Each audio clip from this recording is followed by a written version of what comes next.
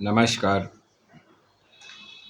तो जैसा कि मैं पहले पिछले वीडियो में बोल रहा था कि देखिए कांग्रेस के पास फंड्स की कमी है, ठीक है?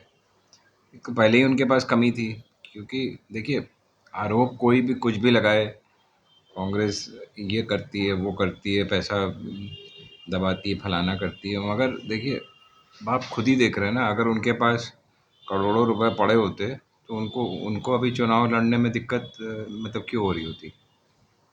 तो देखिए बीजेपी कुछ भी बोलती रहे, फालतू झूठ, ये शुरू से झूठ फैलाते रहे। मतलब अगर आप इनकी हिस्ट्री देखें ना, तो ये झूठ बोल बोल के ही पावर में आए हैं। शुरू में जब कांग्रेस की सरकार थी, मनमोहन सिंह, डॉक्टर मनमोहन सिंह की थी, तो कितने बार ये लोग लोकसभा को ठप कर देते थे। अगर आप उसको निकाल के रिकॉर्ड देखें तो आप हैरान हो जाएंगे। कोई भी मुद्दे पे, ऊट पटांग मुद्दे पे, बार बार उसको जो है पार्लियामेंट को ठप करते रहते थे। और आजकल देखिए अगर कोई ज़रा सा भी वो चूचा करे तो भैया 140 मेंबर, 156 मेंबर को निकाल के मतलब सस्पेंड कर देते हैं और अपने बिल्स पास करा लेते हैं। तो मैं जो बात आपसे ये कह रहा था कि इन लोग के टाइम में डेमोक्रेसी फ्लरिश कर रही थी, ठीक है? जब कांग्रेस की गवर्नमेंट थी, तो ये लोग ये सब कर कर पाते थे। अभी डेमोक्रेसी का कोई नामो निशान नहीं, तो जो इनके मन में आ रहा है वो कर रहे हैं। तो अब मुद्दे पे वापस लौटते हुए कि कांग्रेस के को टैक्स टेरर से परेशान किया जा रहा है। पुरानी असेसमेंट खोल दो, ये कर दो, वो कर दो, जबकि खाली जो है बर्तन बजा रहे हैं ये लोग। जैसे मैं पहले भी कह चुका हूँ कि पॉलिटिकल पार्टीज़ पे कोई इनकम टैक्स नहीं लगता है, ठीक है? अब बेमतलब के लिए बात का पतंगड़ बना के उनके ऊपर पेनल्टी लगाओ, उनके पूरे पुराने सालों के वो खोल दो, ये कहते हुए कि अब क्योंकि हमने आपके ऊपर आपका एग्जामेशन विड्रॉ कर लिया है। अरे भैया कैसे कर लिया? कि तो पॉलिटिकल पार्टी तो है ना ये लोग। तो फालतू की बातें, पता नहीं क्या क्या ढूंढ ढूंढ के फालतू की हरकतें कर रहे हैं। तो ये सब बिल्कुल परेशान करने की वो है, ठीक है, कवायद है। तो जैसे कि ये जो है मोदी सरकार या जो बीजेपी सरकार जो भी कह लो, ये बाकियों को परेशान कर रही है। जैसे केजरीवाल पार्टी को पता नहीं कितने लोगों को तो अंदर किया हुआ है, कितने लोगों को अभी ऑनलाइन लगाई हुई है। हेमंत सोरेन को अरेस्ट कर लिया उधर। मतलब जहाँ जहाँ जहाँ जहाँ ऑपोजिशन है वहाँ वहाँ इनके जो ईडी और आईटी वाले एक्टिव हैं। जहाँ जहाँ इनकी अपनी सरकारें हैं, वहाँ जितने चोर हैं उनको उनके खिलाफ मुकदमे विड्रॉ हो रहे हैं। वो कौन सा वो अभी एक वो जो एविएशन मिनिस्टर था इसके पहले, प्रफुल्ल पटेल, उसका आपने तो सुना ही। तो ये तो ओपनली मतलब they are mocking the system, है ना? They are openly challenging and mocking the system कि जो जो करना कर लो भैया, हम तो जितनी मतलब चोरी चकारी है सब सब करेंगे, आपके नाक के नीचे करेंगे। तो भैया अब तो ये है कि देखिए अब ये डरने का टाइम नहीं है, आर या पार की लड़ाई है। तो लोगों को भी खबरदार हो जाना चाहिए, समझदार हो जाना चाहिए, वोट करते टाइम इनको लात मार के बाहर करना चाहिए। सीधी सी बात ये है। और कोर्ट से भी मैं देखिए अपील करूंगा कि this is not the time to pick and choose. ये डेमोक्रेसी बचाने का टाइम है। तो this period of history will be written और rewritten according to how the you know courts behave. मैं किसी को कोई राय नहीं दे रहा हूँ, ना ही अपना ओपिनियन दे रहा हूँ, बट मानी हुई बात है, मैं चाहता हूँ कि law should prevail, law of the land should prevail. सीधी सी बात है। कोई दाएं बाएं जाने को नहीं बोल रहा हूँ किसी को भी। If the law of the land prevails, justice will prevail. सीधी सी बात है। And that is what I expect from everyone. चलिए उसको ख़त्म करते हैं।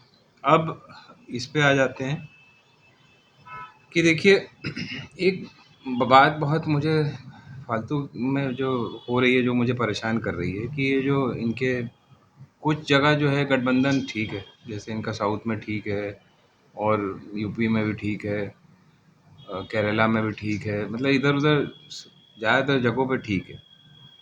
अब ये लीस्ट एक्सपेक्टेड था बिहार में, वहाँ पे भाई इनको चलिए कम सीट में दी जा रही है, चलिए वो अपनी जगह पे है। मगर जो सीट दी जा रही है भैया, वो उनकी जो स्ट्रॉन्ग होल्ड सीट्स हैं जहाँ वो पहले से जीतते आए हैं, वो तो दो। आप सीट ऐसे हारने वाली सीट पकड़ाए जा रहे हो जैसे कोई चंदा बांट रहे हो। और फिर चाहते हो कि भैया जो इनके, देखिए जो स्ट्रॉन्ग कैंडिडेट्स है, मैं किसी का नाम नहीं लेना चाहता, सबको मालूम है। वो कुछ सीट्स थी जहाँ से वो, जैसे कन्हैया कुमार का मैं नाम ले लेता हूँ, पप्पू यादव का तो सबको पता ही है। वो भी देखिए बहुत ही फॉर्मेडेबल कैंडिडेट है। उसको मौका मिलता है अगर बेगूसराय से, तो वो हर हालत में जीत जीत जाता। इसके पहले जब लड़ा था तो वो उसका मतलब शायद सीपीआई का कैंडिडेट था या किसका था, जो भी था। तो सवाल ये है कि आप अगर ऐसी सीटें पकड़ाने की कोशिश करेंगे, और वो भी गठबंधन में रहते हुए जहाँ इनकी कोई पकड़ नहीं है कांग्रेस की, अपने मतलब जहाँ उनके लीडर्स कमज़ोर हैं, जैसे निखिल कुमार है उनका लीडर है, तारिक अनवर हैं, पप्पू यादव ने अभी ज्वाइन किया है, कन्हैया कुमार है, उसके पहले के भी जो लीडर्स हैं, तो वो कुछ सीटें ऐसी हैं जो जहाँ पे ट्रेडिशनली कांग्रेस लड़ती रही है और वो उसके स्ट्रॉन्ग होल्ड्स हैं। ठीक है, जैसे सीमांचल एरियाज़ हैं, जो बिहार का एरिया लगा हुआ है यूपी के साथ। तो अब आप उस पे ध्यान नहीं दे रहे हैं, आप वो वाली सीट्स अपने पास रखना चाहते हैं। अब ये मतलब आपकी आपकी इनसिक्योरिटी है या जो भी है, तो अगर आप गठबंधन में हैं तो आपको पहली पहली बात तो इनसिक्योरिटी होनी नहीं चाहिए। मेन क्राइटेरिया ये होना चाहिए कि गठबंधन कैसे जीते। वहाँ कांग्रेस की ट्रेडिशनल सीट्स हैं इसलिए वो मांगी जा रही है, उसमें दिक्कत क्या है? महाराष्ट्र में भी इसी तरीके से देखिए, कांग्रेस शुरू से महाराष्ट्र में बहुत स्ट्रांग रही। तो कुछ सीट्स हैं जैसे सांगली हैं, बॉम्बे की कुछ सीट्स हैं, ठीक है, यहाँ पे सुनील दत्त लड़ा करते थे, फिर वो उनकी डॉटर लड़ती थी और भी। तो ये सब सीट्स कांग्रेस की स्ट्रांग होल्ड है जहाँ पे कांग्रेस जीतती थी। अब आप वो सीट्स को भी डिनाई करना चाहते हैं। वो संजय निरुपम है जो वहाँ कई सालों से तैयारी कर रहा है और वो कॉन्फिडेंट है वहाँ पे, उसकी सीट में भी नाटक हो रहा है। मतलब कई सीट्स हैं इस टाइप की, 7-8 सीट्स हैं ऐसी, ये पता नहीं 6-7 सीट्स होंगी। तो मेरा कहने का मतलब है कि इतना वो हाथ तंग करने की क्या ज़रूरत है भाई? आप मतलब आपने गठबंधन बनाया हुआ, आप कहते हो गठबंधन मजबूत है, ये है, वो है। तो ठीक है, आपने अपनी मनपसंद की चूज़ कर ली। अब कांग्रेस को भी तो उनके मनपसंद की दो ना, और कौन सी कोई नई सीट मांगी जा रही है? जिस पे वो लड़ रहे थे उसको दो। वहाँ पे भी ये सब हो रहा है। तो देखिए ये गलत बात है। तो इसको जो है सॉर्ट आउट कर लेना चाहिए, मतलब इसमें कोई रिजिडनेस नहीं दिखानी चाहिए। आप जो है मतलब अननेसेसरी मौके का फ़ायदा उठा रहे हैं। भाई अगर कांग्रेस अगर ऐसे सोच ले ना, तो फिर कुछ भी सीट किसी को नहीं मिलने वाली। मगर कांग्रेस बड़ा दिल दिखा रही है, का मतलब ये नहीं है कि सीट तो कम कर ली आपने, मगर आप उसके पसंद की सीट नहीं दोगे तो फ़ायदा क्या भाई? जहाँ वो लड़ते आए हैं वो तो चाहिए ना उनको। तो ये एक मैटर बहुत जल्दी सॉर्ट आउट होना चाहिए। अननेसेसरी आप एक गठबंधन में भी फालतू का खटास पैदा कर रहे हैं। तो और देखिए बात और दूसरी ये है कि देखिए एक लोग चाहते हैं कि इसको हटाया जाए, ठीक है? ये जो प्रेज़ेंट गवर्नमेंट से लोग तंग आ चुके हैं। अब चुनाव की प्रक्रिया कैसे होती है वो तो देखिए वो एक अलग चीज़ है। उसके ऊपर किस तरह का नियंत्रण होता है, सुप्रीम कोर्ट कितना वो करता है, उसमें क्या करता है, वो तो बात की बात है। वो केस जब आएगा सामने तब देखेंगे। उम्मीद तो है कि करना चाहिए, क्योंकि देखिए बिना बिना सुप्रीम कोर्ट के नियंत्रण के या कि कोई ऐसी अथॉरिटी के नियंत्रण के ये चुनाव ठीक से नहीं हो पाएगा। ये सारी तैयारी इन्होंने कर रखी है कि इसमें धांधली करो और कई चीज़ें करो जो मतलब जो अपरेंट है कि वन साइडेड इनको पूरा सपोर्ट मिल रहा है चुनाव कमीशन से भी और सबसे। तो थोड़ा-सा ये भी गलत है, इसको रुकना चाहिए। एक लेवल प्लेइंग फ़ील्ड, अब तो मतलब लोग बोलते हुए भी शर्मा जाते हैं कि लेवल प्लेइंग फ़ील्ड का मतलब क्या है? जब आपके यहाँ इनकम टैक्स रेड्स हो रही हैं, ऑपोज़िशन के लीडर्स को पकड़-पकड़ के बंद किया जा रहा है, तो ये लेवल प्लेइंग कहाँ से हो गई? आप अपने ऑपोज़िशन को, जैसे रशिया में होता है, जैसे पुतिन करता है कि भैया वो अपने जो ऑपोज़िशन वाले हैं उनको पकड़ के बंद कर दो। वही वही ये इंसान भी कर रहा है, तो फ़ायदा क्या हुआ? कोर्ट्स अगर ये एक डेमोक्रेसी में, मदर और डेमोक्रेसी में चुपचाप बैठे रहें तो लानत है। तो इसीलिए कहा जा रहा है कि भैया ये जो है चुप बैठने का टाइम नहीं है, प्रोटेस्ट सबको करना है। और इफ़ेक्टिवली करना है ताकि ये अपने मंसूबों में कामयाब ना हो। बिकॉज़ ये लोग बॉदर नहीं कर रहे हैं। सबसे बड़ी दिक्कत ये हो गई है।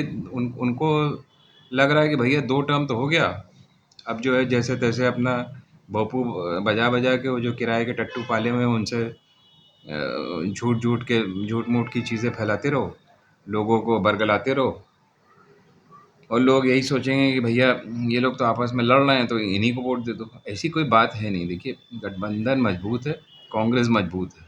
अगर कहीं पे कुछ प्रॉब्लम हुई भी तो कांग्रेस अपने खुद के कैंडिडेट्स ज़मीन पे लाएगी और आप कांग्रेस को जिताइए, ख़त्म हो गई बात। कोई ज़रूरी थोड़ी ना कि कोई खेल बिगाड़ने पे तुला हुआ है तो कांग्रेस उनके ट्रैप में फंस जाएगी। कभी नहीं होगा ऐसा। सवाल ये है कि कांग्रेस को मेजॉरिटी मिलनी चाहिए अलॉन्ग विद इंडिया अलायंस। अब इंडिया अलायंस को भी सोचना है कि ये कोई आपस में चिक-चिक करने का, बिट-बिट करने का टाइम है नहीं। आपस में मिल-जुल के अपना लड़ो और जीत हासिल करो। क्योंकि जनता त्रस्त है, उनको एक अल्टरनेटिव चाहिए, मजबूत अल्टरनेटिव चाहिए, जो कि राहुल गांधी देने को तैयार है। और भी लीडर्स हैं, सब मिलके लड़ ही रहे हैं। खड़गे साहब हैं, इतने बढ़िया लीडर हैं, इतना एक्सपीरियंस है उनके पास। तो देखिए, ये सब बातें कि कौन प्राइम मिनिस्टर बनेगा, क्या होगा, ये सब बात की बात है। तो हर लीडर अपने में जो है सक्षम है, मगर कहीं न कहीं आपको भी सोचना पड़ेगा ना कि आपको एक जनता को अल्टरनेटिव देना है, तो अल्टरनेटिव देने के लिए दिमाग चाहिए। दिमाग चाहिए तो आपस में खटपट बंद करो और सीट अच्छे से बाँट के अपना काम करो ताकि सबको फ़ायदा हो उससे।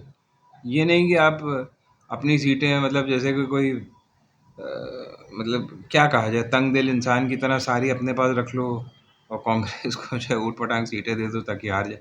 तो उसका कोई सेंस है? सेंस तो ये होना चाहिए कि आपको सब मिल-जुल के जहाँ जिसकी विनिंग कैपेसिटी है वो सीट उसको पकड़ा देनी चाहिए। इतनी छोटी-सी बात नहीं समझ में आ रही। कोई बच्चा भी समझ जाएगा इसको। मगर अगर आपकी नीयत ठीक ठीक होनी चाहिए बस। नीयत ठीक है तो आपको ये बात बिल्कुल 1 सेकंड में समझ में आ जाएगी टक से। नीयत ठीक नहीं है तो भैया तो आपको ज़िंदगी भर सर फोड़ते रहो, नहीं समझ में आई। तो देखिए, मैं सिर्फ़ इतना कह रहा हूँ कि थोड़ा बचपना छोड़ के ये देखिए कि कहाँ पे कौन जीत रहा है। बस सीधी-सी बात है और आप उसको उसी हिसाब से लड़िए और जीतिए। जीतने के बाद फिर ठीक है, बाकी सब बातें अपने आप जो है तय हो जाएँगी। उसमें कोई दिक्कत नहीं है।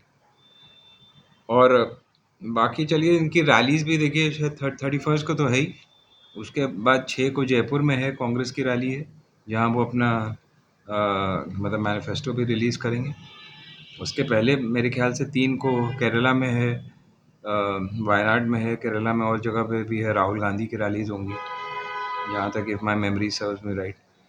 तो इनको अब ऐसा एक इनका एक पैटर्न बना लेना चाहिए कि रोज़ इनकी कम से कम 1-2 रैली हों, क्योंकि टाइम कम है और जैसे-तैसे अगर आप प्लेन नहीं अफ़ोर्ड कर पा रहे हैं तो भाई देखिए, वो तो देखिए क्राउड आपको फंड कर देगी, ऐसा कुछ नहीं है। लोग आपको पैसा दे देंगे, चंदा दे देंगे, मगर ये है कि वो अपने जो ट्रेजरर हैं उनसे कहिए कि ऐसी जगह रखें जहाँ की मतलब वो थमाते ना रहे लोगों को। मतलब मेहनत की कमाई लोग आपको दे रहे हैं और वो बेवकूफ़ की तरह जो है वो इनकम टैक्स वालों को पकड़ाए चला जा रहा है। तो इन मतलब ऐसे-ऐसे आपने पाल रखे हैं ना लोग, जिनको कुछ समझ में नहीं आता उनका हो क्या रहा है। आप नए अकाउंट्स खुलवाइए, करिए जो भी करना है, मतलब ऐसी क्राउड फंडिंग करिए कि मतलब जहाँ आपके चुनाव का फंड अलग हो और वो उसी में यूज़ हो, समझ गए? बाकी जहाँ तक आपके इनकम टैक्स प्रॉब्लम्स हैं, जो भी हैं, वो आप कोर्ट जा ही रहे हैं, सुप्रीम कोर्ट जा ही रहे हैं और बाकी जो है उम्मीद है वहाँ से फ़ेवरेबल ऑर्डर आपको मिलेगा ताकि आपको लेवल प्लेइंग फ़ील्ड मिले। और बाकी जो नीचे आपको ऑब्वियसली इसको सेटल तो करना ही पड़ेगा, क्योंकि ये उलझा के रख दिया है इन्होंने, जानबूझ के उलझाया है। हालाँकि इसमें है कुछ भी नहीं। जैसे मैंने पिछले वीडियो में भी कहा था कि ये पॉलिटिकल पार्टीज़ एग्ज़ेम्प्ट हैं, तो एक छोटी-सी गलती के लिए आप उसको बढ़ाए चले जा रहे हैं, दुनिया भर की चीज़ें खोले जा रहे हैं। मानी हुई बात है, आपको ऑर्डर्स मिले हुए हैं, तो ये गलत बात है ना। ये तो जो अथॉरिटीज़ हैं, जो ऑफ़िसर्स हैं, इनको सोचना चाहिए। मतलब ऐसे कभी मैंने ऑफ़िसर नहीं देखे जो कि इतना ज़्यादा मतलब एक तरफ़ा चलने के लिए तैयार हो जाएँ। क्या डर है इन लोग को, मुझे समझ में नहीं आता। आपको मतलब विद जस्टिस जस्टिस अचीव करने के लिए चलना चाहिए। ये नहीं कि कोई कुछ कह रहा है तो उसको आप मानने लग जाए। तो उम्मीद है सबको सेंस आएगा, और क्योंकि ये देश को बचाने की बात है, देश को डुबाने की नहीं। जय हिंद, जय भारत।